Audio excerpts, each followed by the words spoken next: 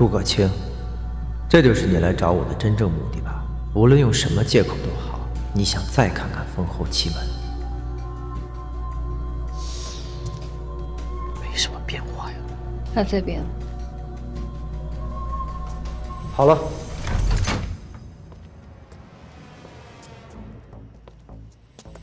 那我去哪里啊？你在那边。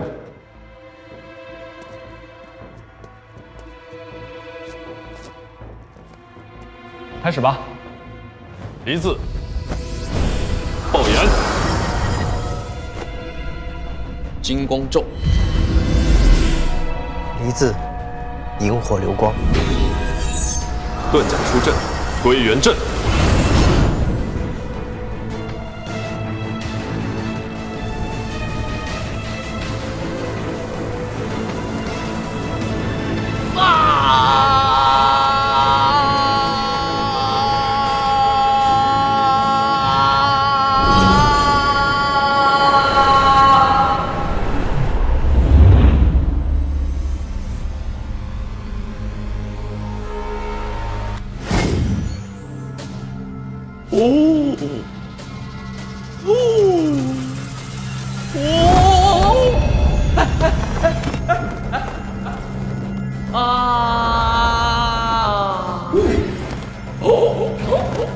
这是哪？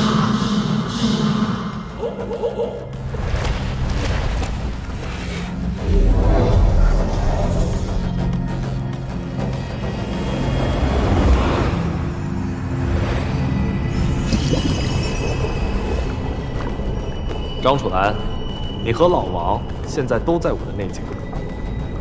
用你能理解的话来说，你们都在我的精神世界里，而身体，则都有宝儿姐在外边守着呢。这么牛！老张，你不是提到双色球吗？你试试在脑海里问一下下棋双色球的号码。问？怎么问？随便想想就可以吗？这就是那个答案，打碎它，你就得到了这个答案。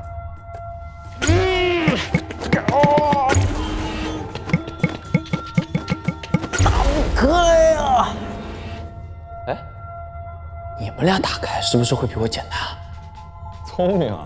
因为这双号码对我们两个来说毫无意义，所以我们可以很轻松的得到它。而由于你们就在我们的内境之中，所以这些信息都是可以共享的。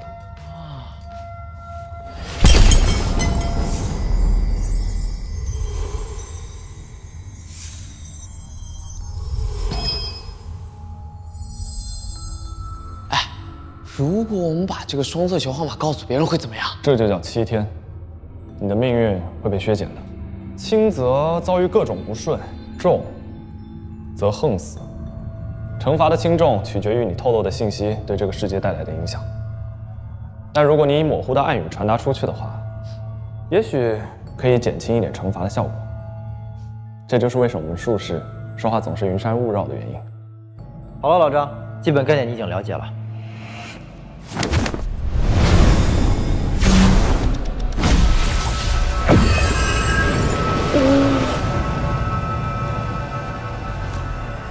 开始吧，这就是我们进来要问的事情。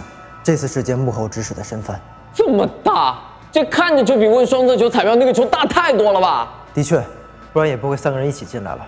而且在这里消耗和损伤的，是你们的生命力。要退出还来得及。这事儿我早就知道了，不用你啰嗦。哇，折寿这件事得加钱啊！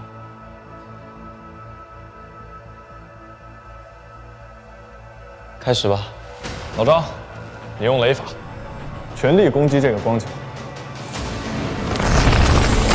哎，我的雷法怎么变成这样了？在这个局中，你是踏着以旗进入内境的，所以现在是以木的化身，而我为冰火。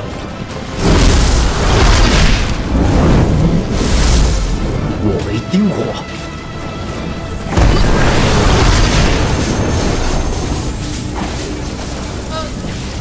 这个光球越来越大了，我们击不碎它。他在抵抗。你们以为这么重要的信息是随便就能得到的吗？都给我做好玩命的打算！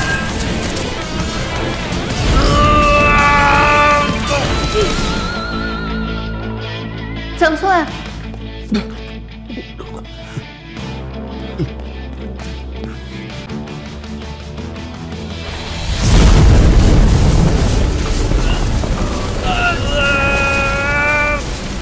坚持住！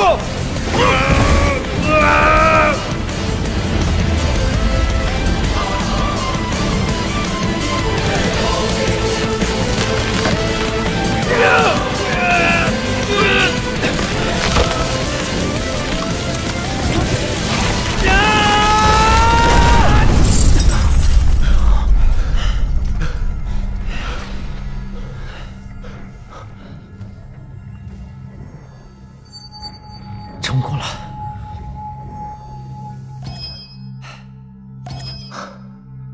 靠我一个人，恐怕要丢半条命才能做到。怎么样，老王？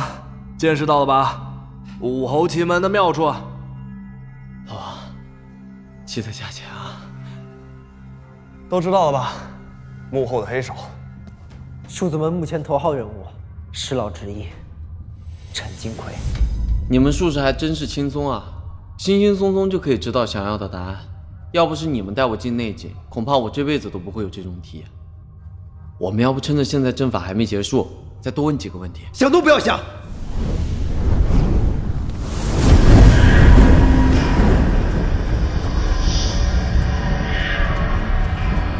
张楚岚，你问了什么？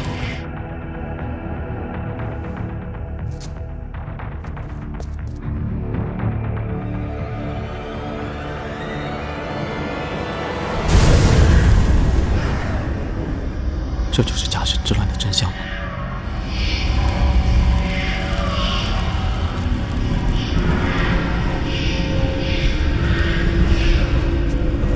张楚岚，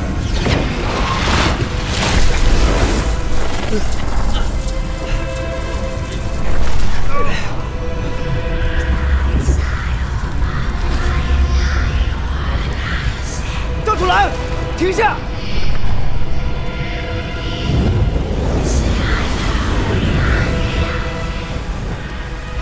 放弃吧，别说我们3个，就算10个、100个也打不开。张楚岚，醒醒！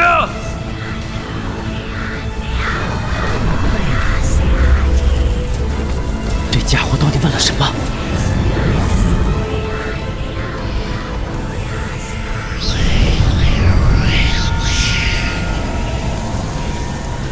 快醒醒！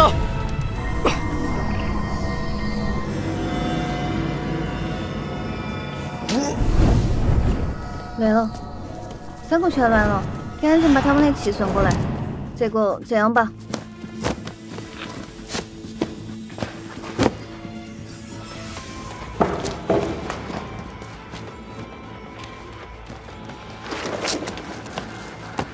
阿刀，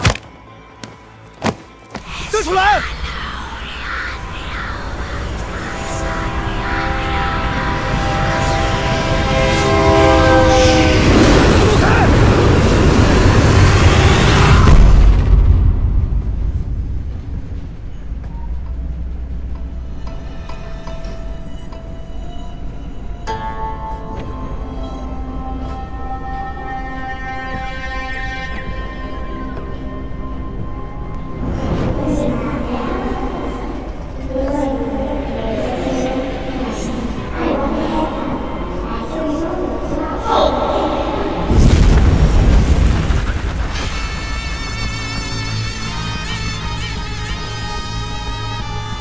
而且，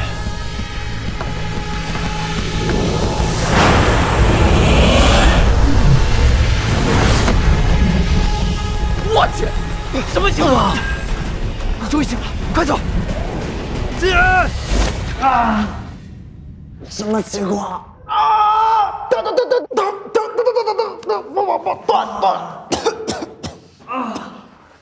醒了，我看你们气到处乱窜，完全走偏了，给你们顺气嘛。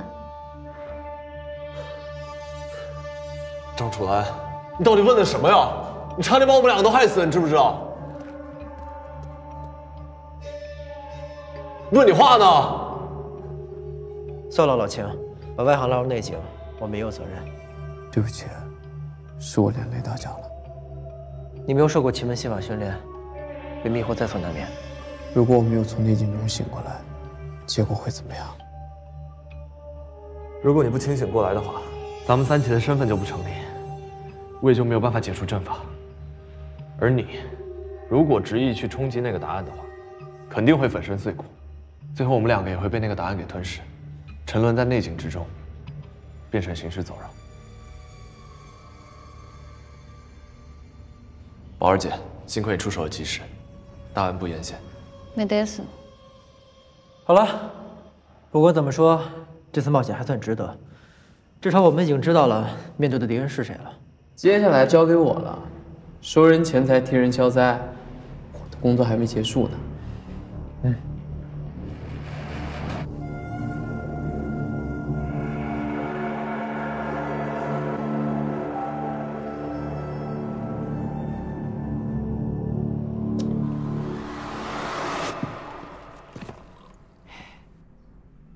你就是张楚岚，一人演武大会的冠军。陈爷，那都是小聪明、小把戏，跟陈爷肯定是没法比的了。说吧，突然过来找我，什么事？是这样的，陈爷，武当王爷您认识吧？不认识，没见过。不认识，没见过。那就奇怪了。我怎么听人说您在他家人身边安排了很多人呢？陈爷，您别生气，我也是受人之托过来跟您谈一谈。王爷是这样觉得，有什么事您冲他来，千万别扯上家人。双方都这样的话，是不是不好办呀？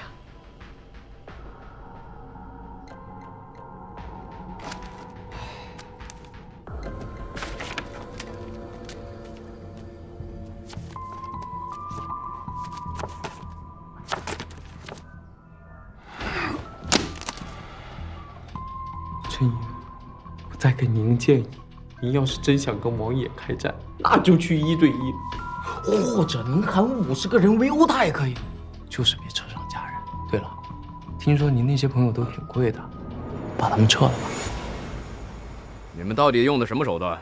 不但知道了我们后面人是谁，还让他们能取消订单？唉，运气，完全就是运气。那。这几天怠慢大家了，每个人1份，大家千万别推辞。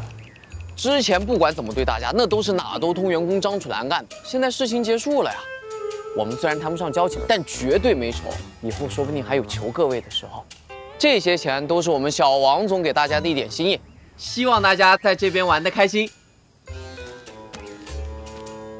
王爷，我就不和你道歉了，我们也是拿人钱财替人消灾，绝对没有针对你的意思。如果你以后有什么事儿，联系我们，保证给你办妥。各位，告辞。慢走啊！谢了，老张。这钱本来是给你的，但你让他们领了我的人情。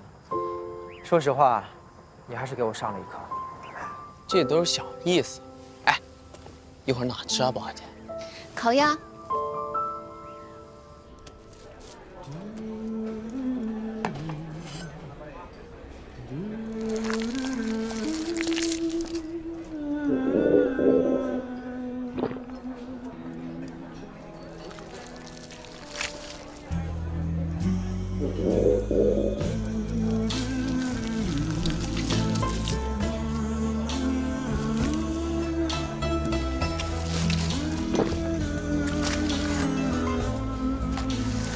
过来。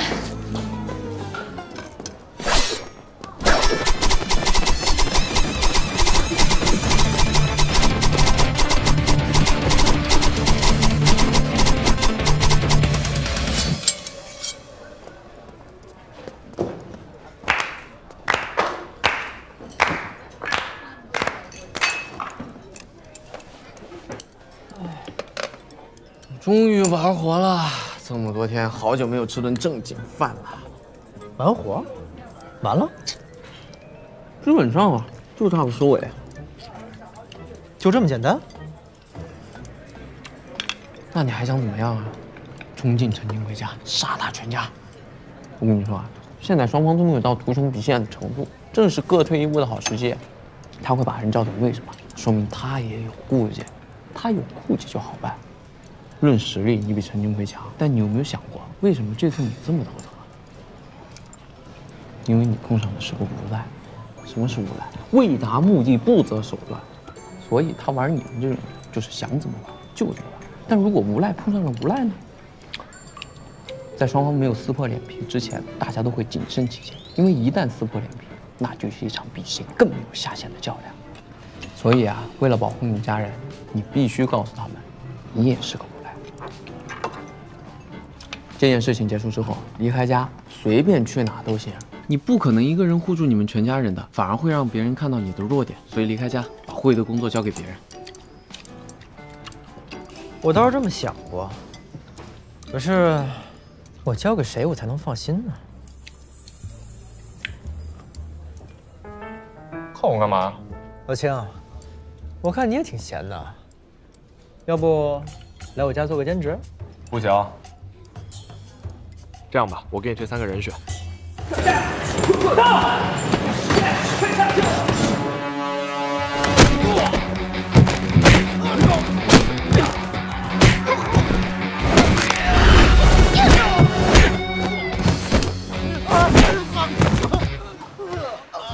我这几个朋友比那些保镖靠谱吧？这每个身手还真不错。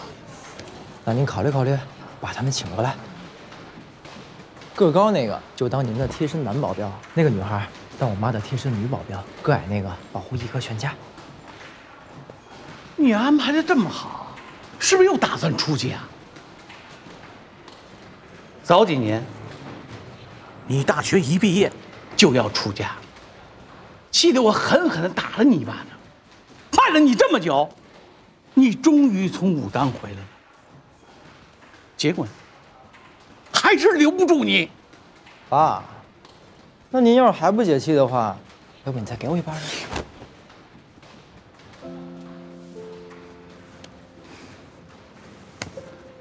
儿子，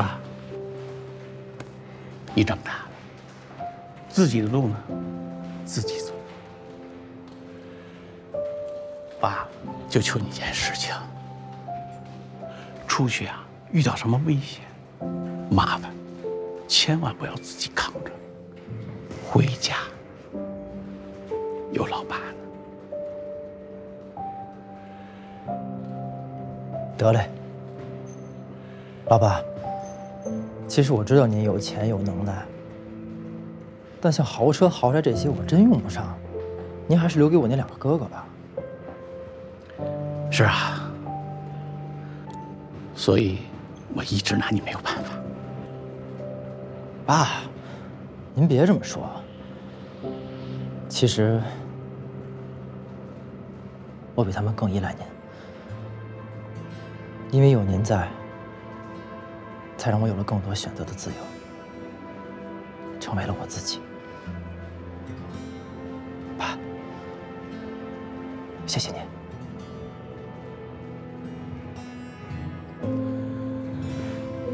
你那几个朋友，我留下，明天好好陪你妈吃顿饭，别提这事。他那边呢，我去哄。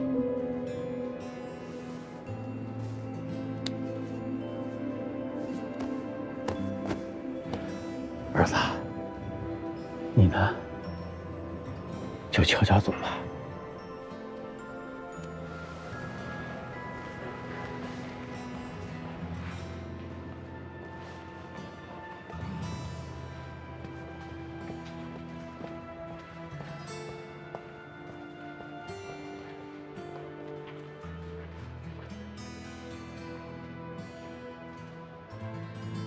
宝儿姐，酒店早餐有黄瓜吗？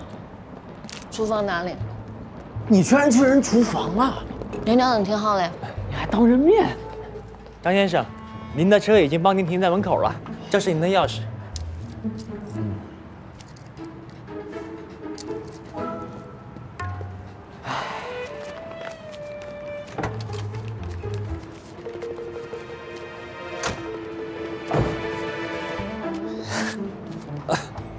谢谢。交了那么多钱，怎么还这么小气？老王，这次还得多谢谢你啊！要不是要回公司上班，你这酒店我还想多住几天。哪儿的话，这次是我多谢你们了，让我的家人摆脱了假身乱局。接下来的事我自个儿应付。先走了。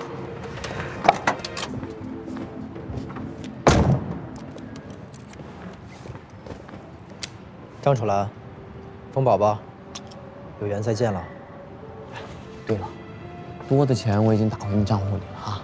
啊，你不想挣钱了？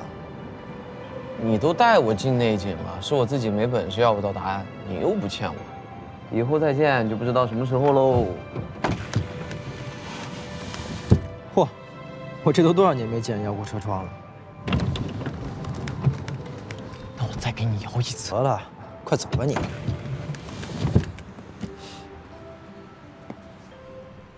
王爷，谢谢你。虽然我只模糊地看到了一些真相，接下来我必须找到原谅。希望你也能找到自己的路。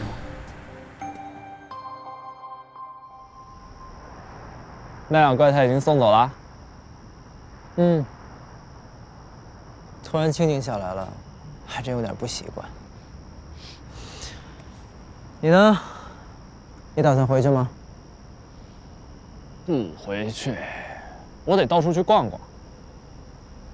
要不是因为这个事儿啊，我也遇不上那么多有趣的人、有趣的事儿。我都有点上瘾了。你呢？我不知道啊。其实这2天我一直在合计，为什么那个张楚岚那么游刃有余？我这个人呢，不是自夸，也算得上是聪明。从小就能把身边所有人都应付好，爹妈、老师、同学，包括我那2个哥哥，我都能让他们满意。可无论是人际关系还是成绩，对我来说真的只是应付而已。我觉得那些玩意儿好麻烦呐，所以毕业之后，我就先去武当修修心。你知道吗？在那之后，当我面对我身边人的时候，我有了一种莫名的优越感。看你们那些愚蠢的人呐，成天为了自己那点小欲望疲于奔命。看我，多逍遥，多自在！你们还在世间操劳的时候，老子已经出世了呀。可是，这种优越感这几天荡然无存了。原来我也有应付不了的事儿，而这么脱俗的我，不得不求助一个最俗不可耐的家伙。为什么你在所有选择里选择了最烂的一个？我自己想做的事情，无论是什么结果，我自己扛。虽然我不知道张楚岚在内警里问了什么，但他要面对的真相是一场灾难。现在我相信，哪怕有一天他真的踏上了那辆火车，找到了那个真相，他也应该早已能够坦然面对一切风浪。看着那2个家伙，我才发现自己有多蠢。而今天他们身上所拥有的，我不具备的，正是世俗的过往雕琢打磨后的结果。而与他们相比较，我所长的，无非只是更好命而已。一直逃避入世的我，哪有资格谈出世？老王，其实不管怎么说吧，经历了这个事儿，你能有所收获，那都算好事儿。不过你千万别学阿莲啊，真太臭不要脸了。我不是那意思。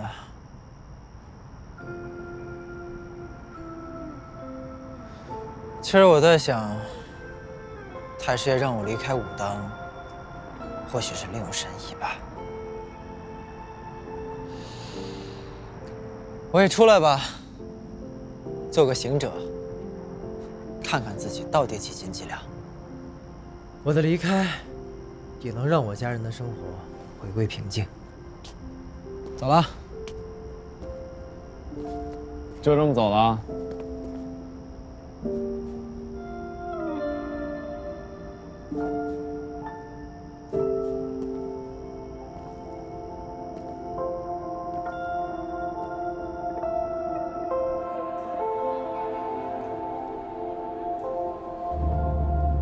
宝儿姐，还有黄瓜吗？给我也来一根。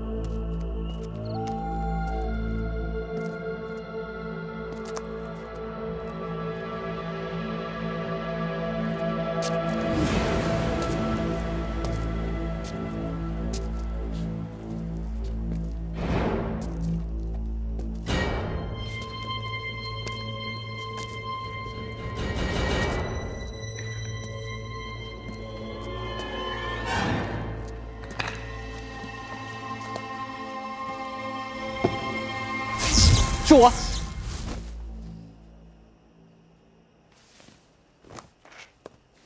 你真敢过来啊？不怕我杀了你？笑什么？你要是想杀我，现在就动手。想杀我的人那么多，死在你手里是最好的选择。怎么，下不了手啊？因为我们是一类人，对吧？谁跟你是一类人？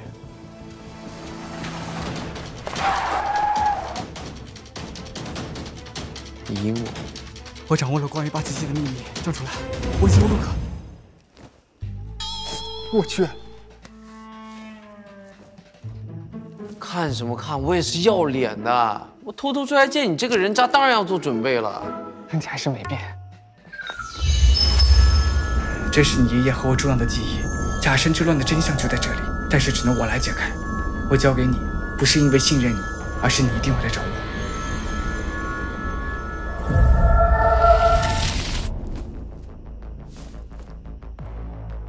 什么情况？没时间解释了，赶紧走！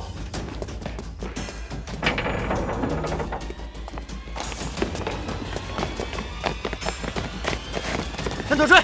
是。全信散了，我只能东躲西藏，我没有力量继续获取真相。这一天还是来了，我不得不回到那个地方。张楚岚，我已经把所有关于你的记忆提前做了标记，希望能再见面。你大概是唯一能帮助我的人。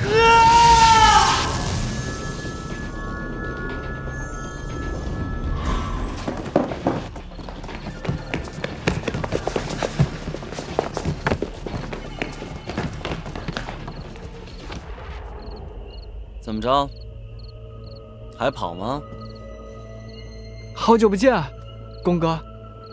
你要是想我了，直接一通电话就行了。我也想你了。我都多少年没回去了？那你今晚就跟我回去见太爷。好啊，这么多年，也不知道太爷的身体怎么样。干什么？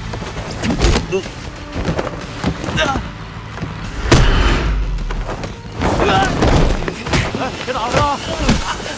老爷活的。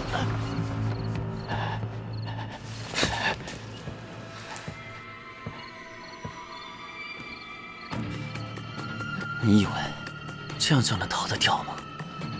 做梦！带走。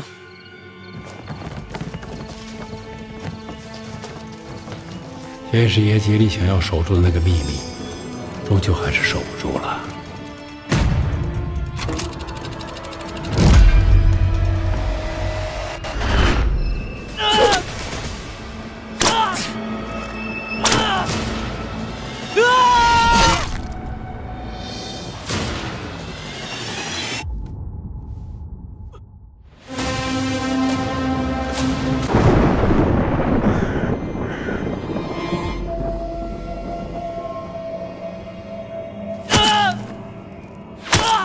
就是一个必须杀人的畜生，他杀了自己的亲妹妹，杀了我的妹妹。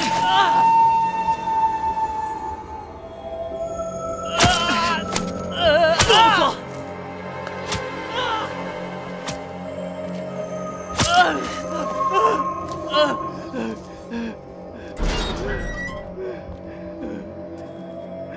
太爷，怎么样？这小子把关于宫琴和全信的记忆全都删了。 你先上去吧。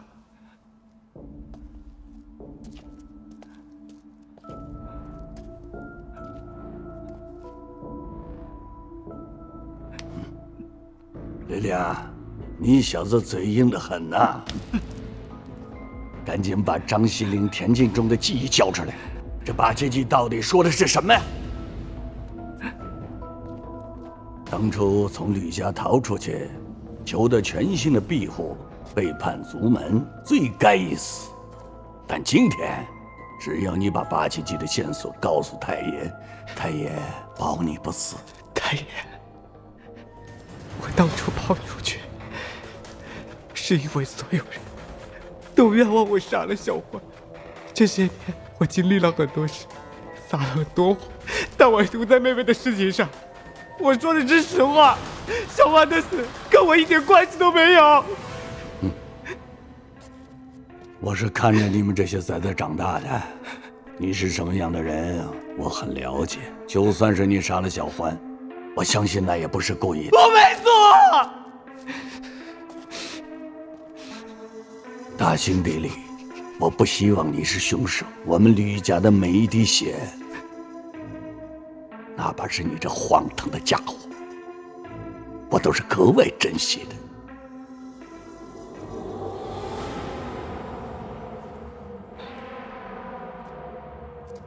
我希望你能把八七七的记忆交给太爷，我会重新让你成为吕家的人的。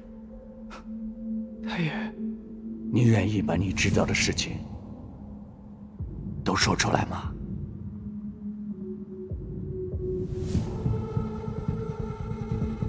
愿意。不过太爷，您能不能回答我一件事？说吧。我在田径中的记忆中。 看到了双卷手，太爷，为什么明慧说和双卷手那么相似呢？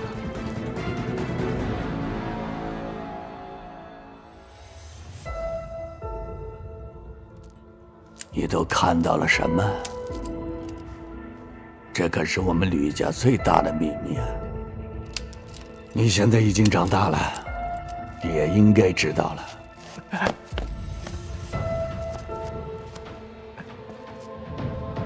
谢谢太爷。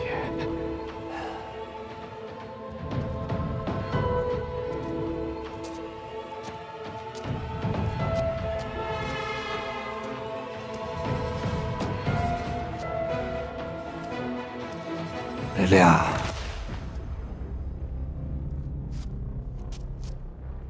你不是想知道双拳手和冥魂术的关系吗？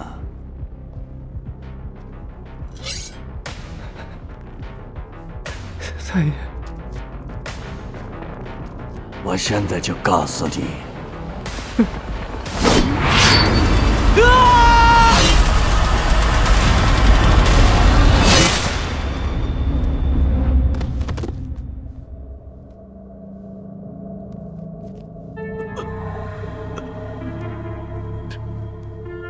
这是我们吕家最大的秘密。你得守住啊！小环，你到底在哪儿？对不起，我没有办法继续寻找真相了。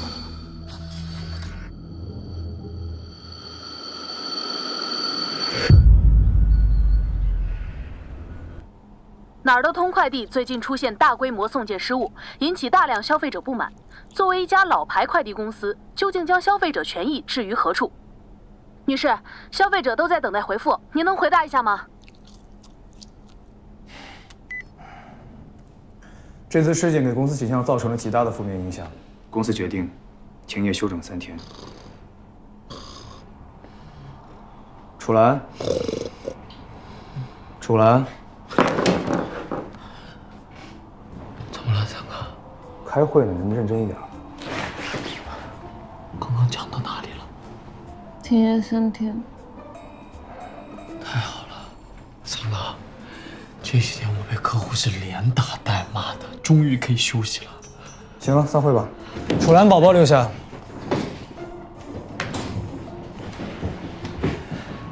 三哥，一会儿我们收工去哪吃？海鲜还是烧烤？我请客。 这次公司让我负责调查事故的原因，我决定了，你和宝宝来做。三哥，我堂堂艺人演武大会冠军，天天在这里给你送快递。再说了，这是公司系统出了问题，我俩又不是程序员，我俩怎么查呢？系统没有问题，是有人从外部恶意攻击了公司的系统，并且窃取了一些重要的情报。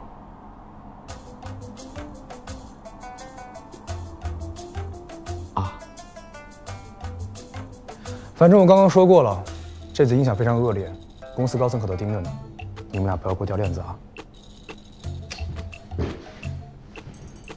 那我俩怎么查呀？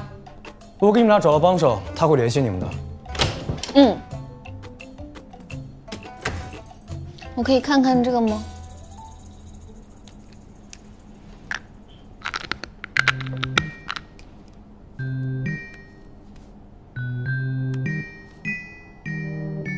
宝儿姐，这不我吃的，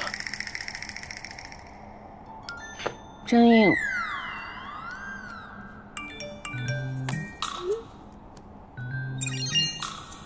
这就是三儿给咱们找的帮手吗？临时工高二壮，居然是个妹子，头像还这么萌。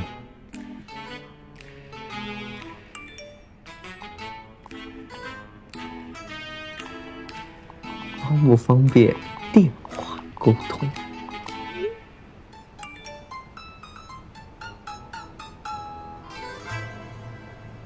切，这么神！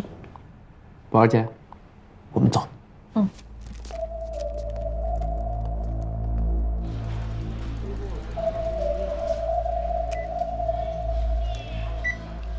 哎，这个高二壮选在这里见面，我总觉得有点不靠谱。 这边开机。三儿介绍来的，又跟我一样是临时工，肯定靠谱。17号，这边。然后呢？开机。开机。打开摄像头。二壮说要找个人。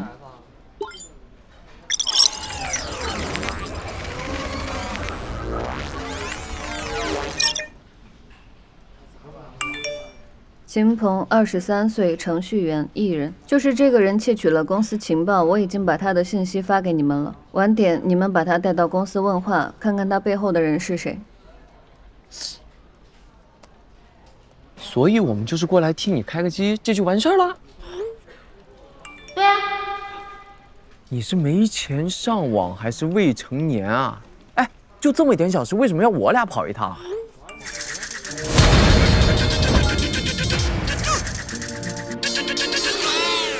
宝儿姐，这姑娘本事是挺大，但脾气也不小啊。张楚岚，不许在背后说我坏话！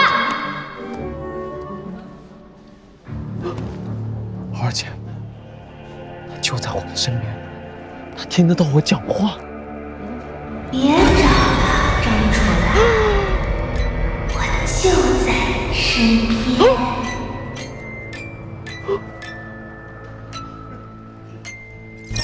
你才这男的谁啊？谁呀？谁呀？这是你跳！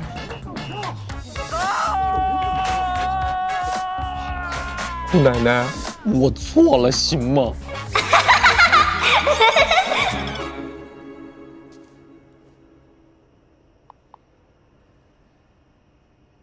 我也不晓得我今年多大，我算一下，宝儿姐，不要什么事情都跟别人说，还是个外人。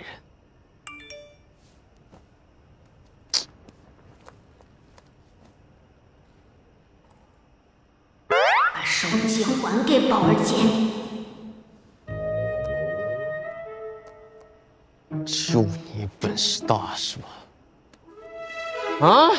有本事你出来啊！你给我出来啊！出来啊！一行人，你出来啊！嚷嚷什么呢？没什么呀。我已经问过了，这个叫秦鹏的程序员是上个月才加入的全新，这次是上面给他的第一个任务，连他都不知道自己入侵的是公司的系统。那是谁给他下的命令啊？他说他忘了。忘了？是真的忘了。我用过各种办法，对方的姓名、性别、长相，他什么都不记得了。难道和吕梁有关？抓到的几个黑客都跟秦鹏一样，忘记了委托人的所有信息。是不是他的记忆被别人动过手脚？应该是某种异能手段。这件事我向上汇报的，你们不用管了。可是……别可是了，嫌疑人都已经抓到了，你和宝宝可以放假了，回去吧。嗯。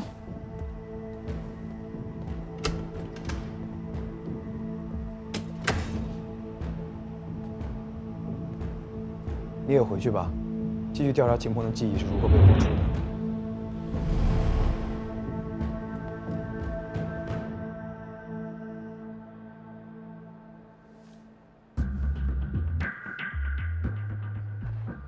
你确定他真睡着了？放心，我放的东西他会睡到明天中午了。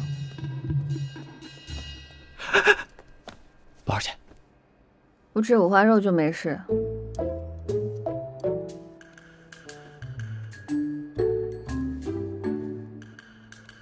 你要他眼镜干什么？你也近视了吗？我们每次跟二壮交流的时候，他好像都在我们身边，对我们一切了如指掌，就跟能看到我们一样。但我们却看不到他。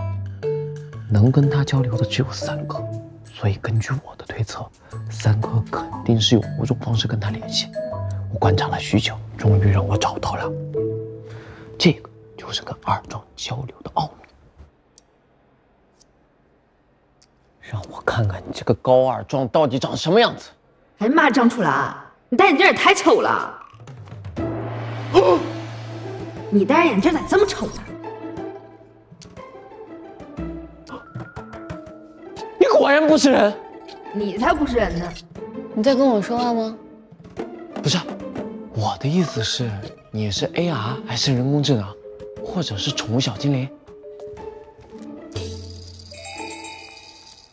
二壮，你什么时候来的？饿不饿？不饿。他看着咋这么傻呢？他确实挺傻的，不像我这么机智。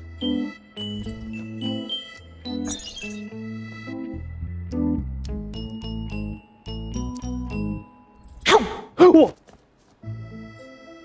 哎，二壮，其实你就是哪头图的中央系统，对吧？对。二壮，所以系统被黑、信息被盗，包括快递送错这些事，你全都知道，对不对？处理快递信息就是我工作的一小部分。那全信盗取这些信息，他们想知道什么？他们有什么打算？这还告你呀？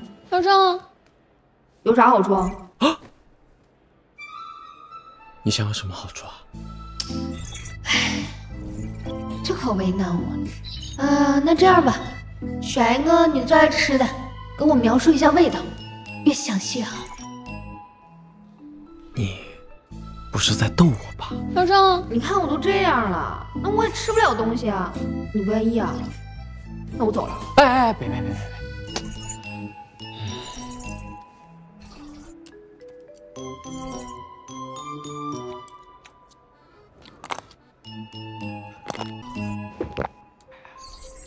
什么味道啊？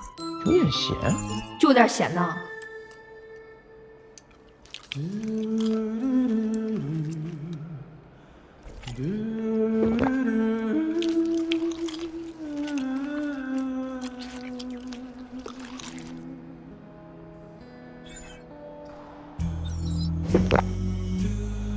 嫩滑、酥脆、饱满的肉感在口中融化，丝腻香甜，回味无穷。这不是一个普通的串，这是人生的味道。再接着咬下去，味道醇厚，仿佛一瞬间带你回到了大草原，田园牧歌，策马奔腾，风吹草低见牛羊。等等，还有远山树林的味道。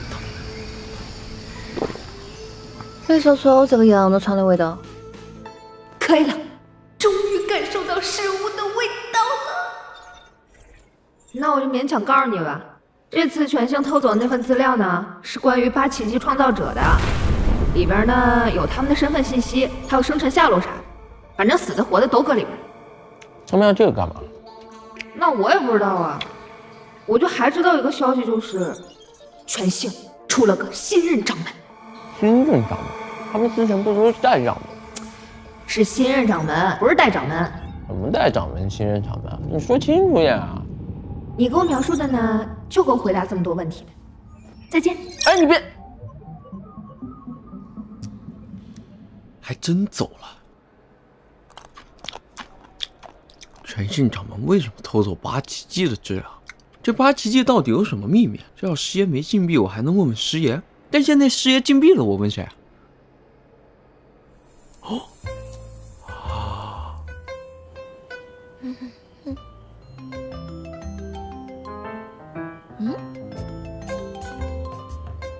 喂，玲珑，我呀，几个月不见，我想死你们了。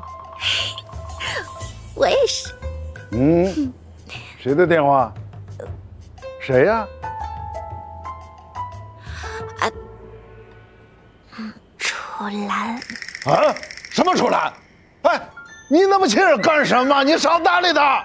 嘿，他们龙虎山老子少的，一个个都不是好东西，一个个的都不厚道，都是骗子。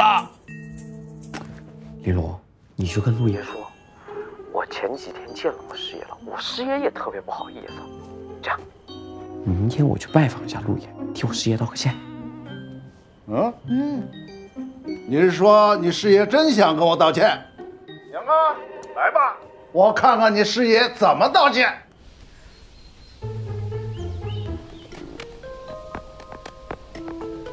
楚岚，我嘱咐你几句啊，等会儿见了我太爷，别乱说话，他最近心情很不好。我知道，就是跟我师爷那些事儿，对吧？不光是那个，就他们最近这几个老人家，不知道怎么了，一个一个的。就他前2天刚去拜见过方洞天老道长，结果没几天就听说方道长仙逝了，还有那个武当山的卢道长，听说也仙逝了。经历过假神娘的人越来越少，不过你放心，我肯定给你太爷哄开心了。到时候再陪他喝2场。宝儿姐，交给你了。没得问题。那就好。太爷爷张楚岚来了。来，太爷爷张楚岚来了。哦，来了啊，还有红宝宝。玲珑，你替我去招待一下这丫头，我跟张楚岚有话说。宝儿姐，去我房间撸撸猫。撸猫。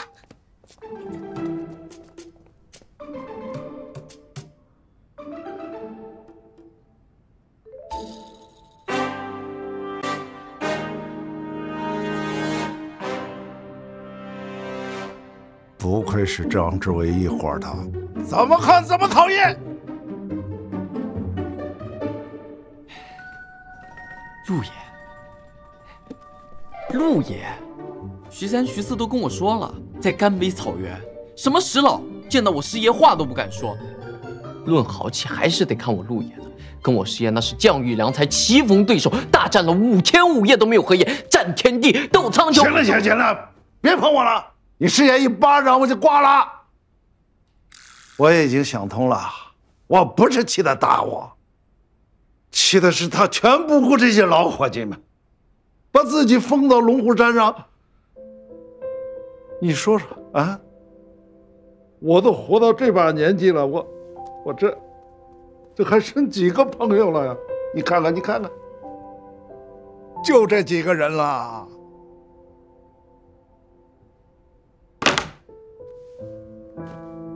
陆爷，您要是因为这事儿的话，我师爷要是下不了山，我可以当您好朋友。你做我朋友，你拉倒吧！我要是年轻个几十岁，你做我朋友，我早晚不得被你玩死啊！行了，你说吧，找我什么事？我真就是来看看您，顺便给您带了一点保健品，祝您长命百岁。你闭嘴！我都110岁了，你祝我长命百岁？那就祝您长命200岁。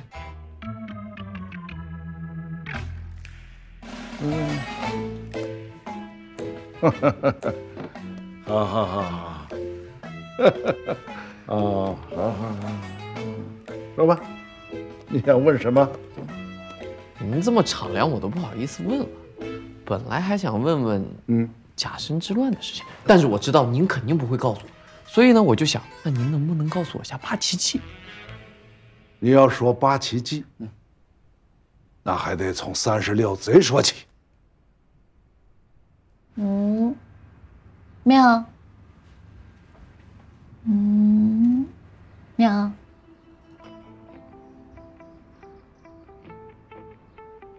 妙，宝儿姐，撸猫不是这么撸的。来，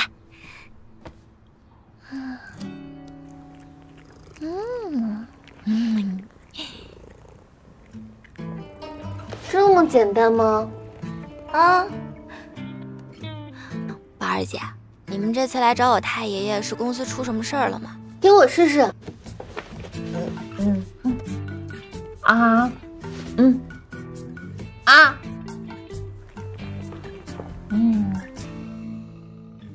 这就是36贼名单。你跟封家很熟了，知道封正豪的爷爷封天养吧？他们家传技能居远潜降，我还见过呢。封天养当年正是被王矮家抓走之后才供出的这份名单。通天路是我的兄弟郑子布临死前传给我的，可在当时这所谓的八奇迹，它只是个名字，到底这些本事是什么，我们根本就不知道。楚岚，在艺人界中，一个本事技能是要经过上百年的传承打磨，才能称其为奇迹。可是这8个人一夜之间竟然悟出了8奇迹，这其中一定有他不可告人的秘密。为了能从封天阳口中问出8奇迹真相，当时来了好多成名成腕的大人物，他们原以为轻而易举的通过审问封天阳就可以得出真相，可是万万没想到，这些前辈们一个个全都栽在了这次审问上。上一代的老天师，你师爷的师傅，当时他也在场，他曾经劝阻大家不要再审下去了，可是这些人根本就不听劝阻，庶子不可图谋。告辞。这折腾了半个月，也没问出这8奇迹到底是从哪儿来，真相是什么。最后只问出了这个36贼名单。当年这36贼的幸存者还剩9人，我都给你写在名单的最后一页。正是这9个人悟出了8奇迹。9个人，8奇迹。本来他们是9个人，而其中的8人悟出了奇迹，也分别给自己的奇迹取好了名字。最后一个还在那儿苦思冥想。那最后这一个人，他悟没悟出奇迹啊？吴根生，吴根生自身的手段已经足够匪夷所思了，就是跟这八奇迹相比，也毫不逊色。因为这个人就是当时公认的天下第一。那不是跟我师爷一样厉害？吴根生，百家姓里姓吴的。吴根生是他自己给自己取的号，没人知道他真名叫什么。这可是个狂人，他自称天生灵根，无忧无虑无牵无挂，无性情无根源，过去无来，将来无终，就连他的手段也是无门无派，自成一家。有的人说他是从死人肚子里钻出来的孩子，也有人说他是被贵胄家族遗弃的私生子。真正让大家注意到他，是因为他坐上了空缺了数百年的全姓掌门的位置。从此以后，这帮松散的疯子可就有了带头人了。全姓掌门？什么？啊，没事儿。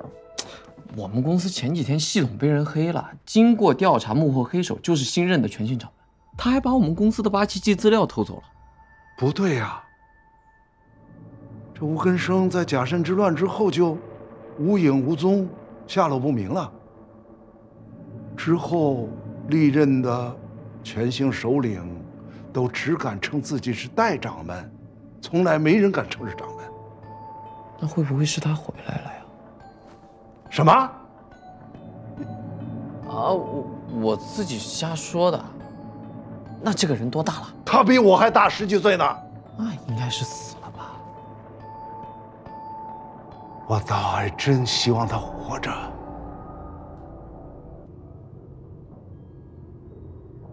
吴根生，我必须杀了你！随时等你来杀。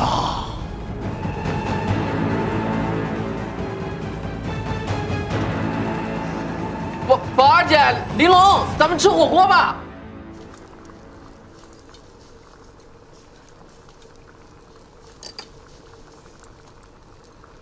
张出来，不是说要陪我大爷喝2盅？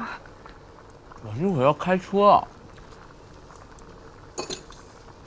Cheers。来，好，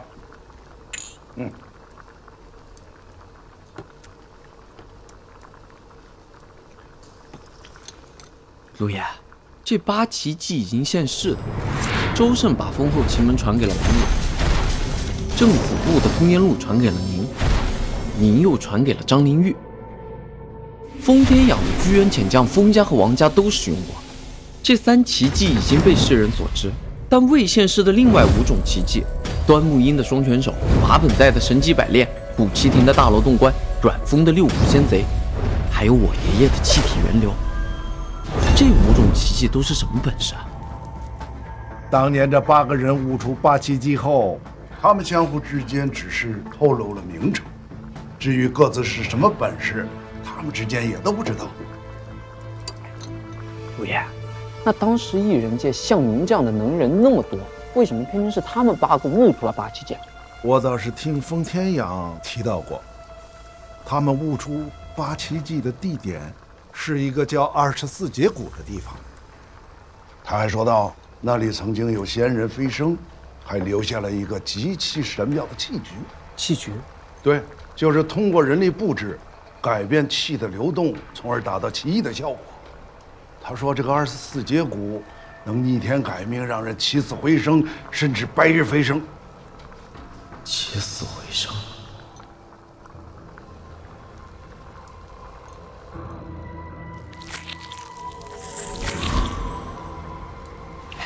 陆爷，真有这么神奇的地儿，您带我去看看呗。我可不知道这地儿在哪儿。哎，我们这些老家伙后来找遍了全世界，也没找到这个24节谷。你别说我们，就你们哪儿都通，啊，资源多，能耐大，研究了几十年，不是也没找到这个地儿吗？我估计啊，这一定是封天阳为了保命，信口胡编的谎话罢了。如果是信口编出的谎话，那怎么会有8个人同时误触877？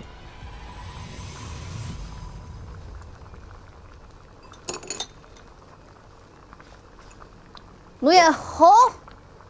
哎，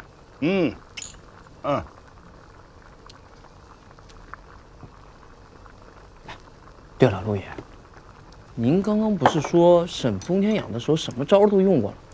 那怎么没有试试吕家的冥魂术啊？你拉倒吧，在甲申之乱以前，他吕家还没有冥魂术呢。吕家没有冥魂术，那吕家又是什么时候有的呢？我奉劝你小子，啊，你要想多活几年，吕家的事你少掺和了。这个畜生，他杀了自己的亲妹妹，杀了我的妹妹。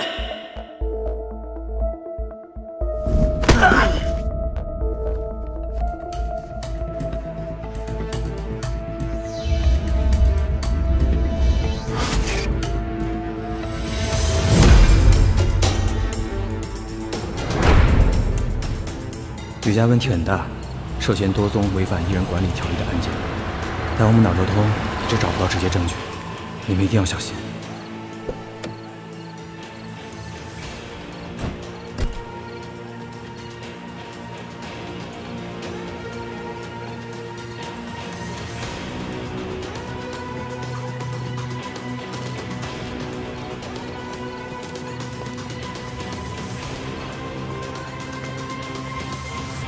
这个院子好气派啊，比葛娃子他们村大多了。当然，这毕竟是石老的地盘。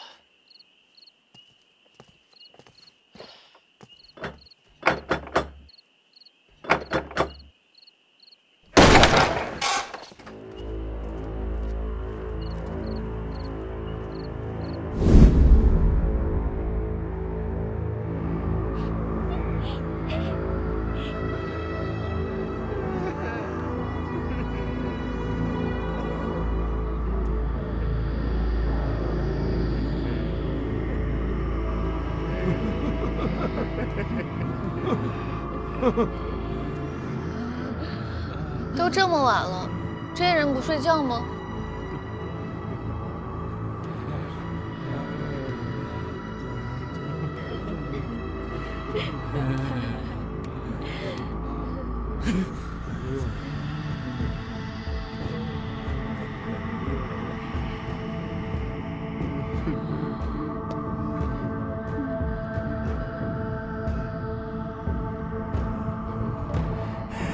吕老爷子，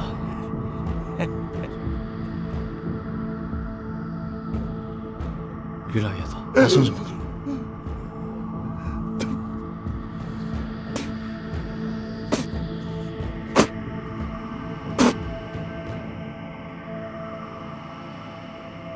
吕梁在哪里？太爷，怕，太爷怕。没用的东西，冥魂术一直没有练好，你还有脸咒？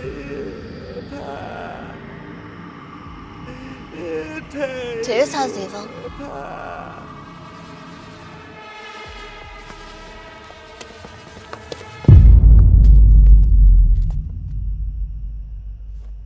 走，下去看看。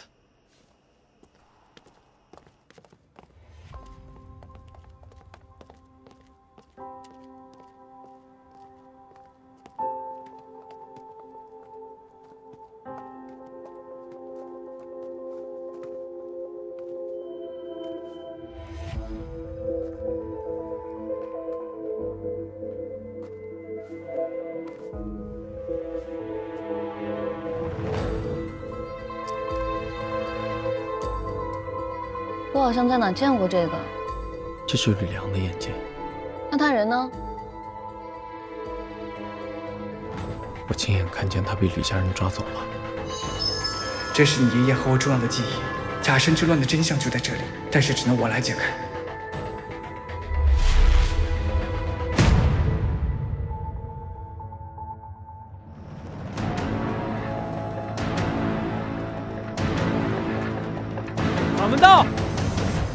大家快站好，迎接新掌门。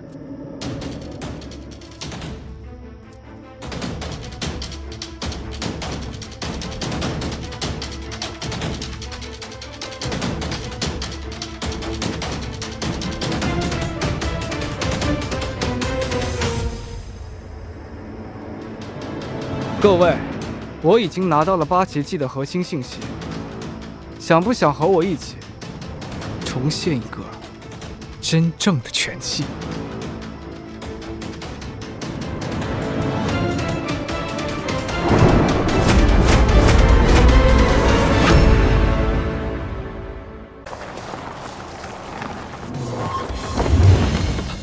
你吐！我去，为了不干活，连跳楼这种极端方法你都想得出来。我要是武当掌门，我也开除你啊！得，那我这就上去。放心吧，老秦已经去了。那行吧。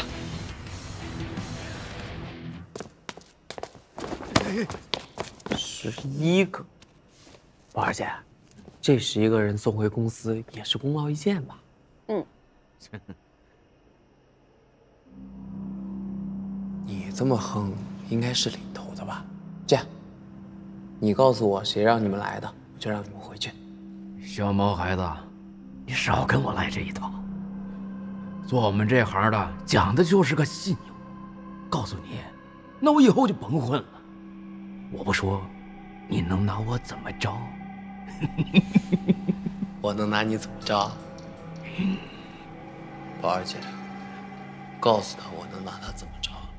要得。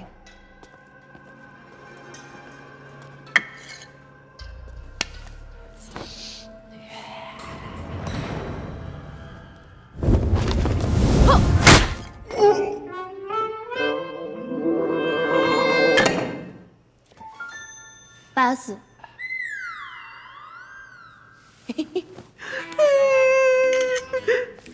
了解了没有？我这是工伤，已经报回公司了。我们公司是一个团结的公司，是一个有爱的集体。你的名字从今天开始就已经在我们公司挂上号了。你把我打成这样，从今以后就是我们公司的重点关照对象，还想去外面混？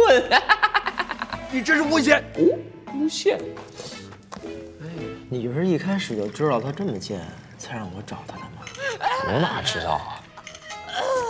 这算是意外的收获吧。我不可能说。你们有什么冲我来？为什么要接近我的家人？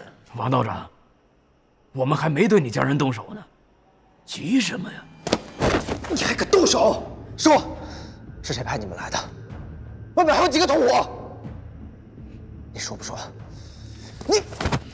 老王，别动手。对啊，老王，你看我自残成这样，他也不说，要不我们再去聊聊？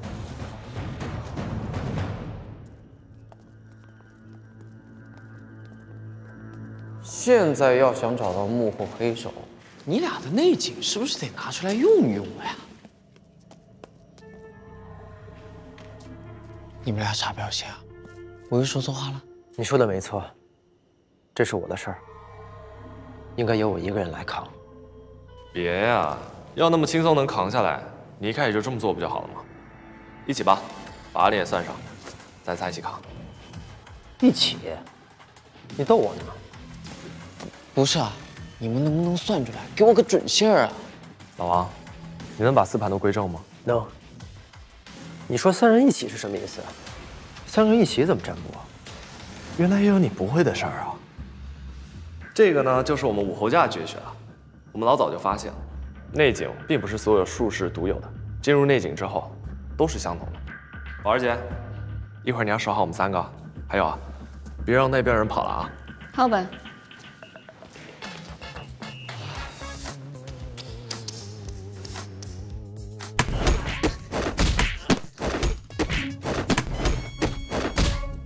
这局了，他们等不了了。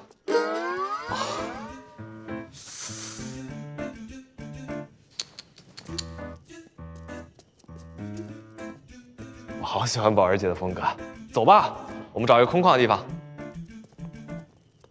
江粗兰，那眼睛还好吗？我把它揉回去。老王，我觉得这个地方不错，就这儿吧。首先，这个阵法得由老王来布局。奇门4盘每个时辰波动一次，这个阵法必须在4盘都归正的时候才能使用。也就是说，3奇6移、8门、9星、8神都得落在各自的宫位上。这种时辰可遇不可求，所以在我们诸葛家眼中，这个阵法超级不实用。但是老王在这儿呢，所以对于时间的苛刻要求就不成问题了。第2步，得有懂得行气之人落宫，以自己为祭品。据老人说，先祖孔明曾经打算凑齐暗合3奇6移的15名祭品，以此阵获得通天的力量。可惜啊，最后功败垂成。当然了，我们只有3个人，更不是什么化身，也不想要什么通天的力量。不过就问个事儿，应该问题不大。一会儿我占丙火刑罚，老王，你占丁火。老张本不合乙木，你用金光咒就可以了。宝儿姐，你替我们3个人守关。我们3人占3奇，我以此阵带我们一起进入内境。开始吧，老王。奇门显象心法。